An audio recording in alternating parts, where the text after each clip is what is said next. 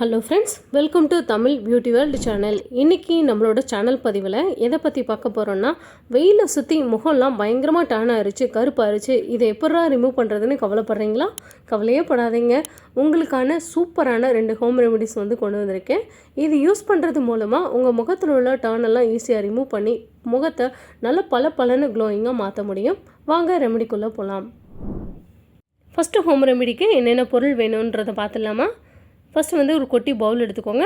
அந்த பவுலில் 1 ஸ்பூன் அளவுக்கு கஸ்தூரி மஞ்சள், அடுத்ததாக 1/4 டேபிள் ஸ்பூன் அளவுக்கு சுத்தமான தேன், 3ஆவதாக உருளைக்கிழங்க நல்லா தோல் நீக்கிட்டு மிக்ஸி ஜாரில் போட்டு நல்லா அரைச்சி எடுத்து ஜூஸ் எடுத்து வச்சுக்கோங்க. இப்போ அந்த ஜூஸையும் சேர்த்துக்கலாம். ஃபஸ்ட்டு கஸ்தூரி மஞ்சள், 2வது தேன், 3வது உருளைக்கிழங்கு ஜூஸ்.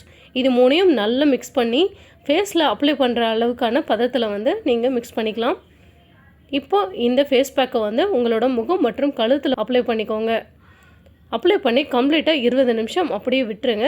20 நிமிஷத்துக்கு அப்புறமா உங்களோட முகத்தை ப்ளைன் வாட்டரில் வாஷ் பண்ணிக்கலாம். இப்படி நீங்கள் வாரத்தில் 2 முறை வாஷ் பண்ணிட்டு வரும்போது உங்கள் ஃபேஸில் உள்ள டர்னெல்லாம் ரிமூவ் பண்ணி உங்கள் ஃபேஸ் நல்லா க்ளோயிங்காக ஷைனிங்காக இருக்கிறத உங்களால் பார்க்க முடியும். இப்போது 2வது டிப்ஸ் பார்க்கலாம். ஒரு குட்டி பவுல் எடுத்துக்கோங்க. அதில் கஸ்தூரி மஞ்சள் 1 ஸ்பூன் அளவுக்கு எடுத்துக்கோங்க. அது கூட ஒரு 3/4 டேபிள் ஸ்பூன் அளவுக்கு ஓட்ஸை நல்லா பவுட்ரு பண்ணி எடுத்துக்கோங்க. அடுத்ததாக லெமன் ஜூஸ் ஒரு 1/4 டேபிள் ஸ்பூன் அளவுக்கு லெமன் ஜூஸ்.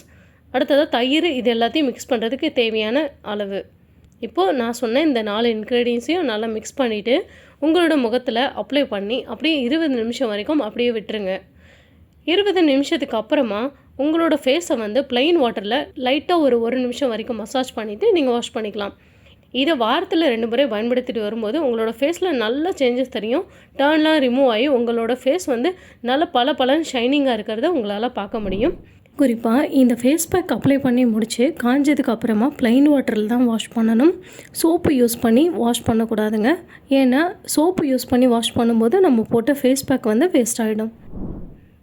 இந்த ஹோம் ரெமெடி உங்களுக்கு பிடிச்சிருக்குன்னு நம்புகிறேன். உங்களுக்கு பிடிச்சிருந்தா உங்கள் நண்பர்களுக்கும் ஷேர் பண்ணுங்கள், லைக் பண்ணுங்கள். இந்த வீடியோ பார்த்ததுக்கு நன்றி, வணக்கம்.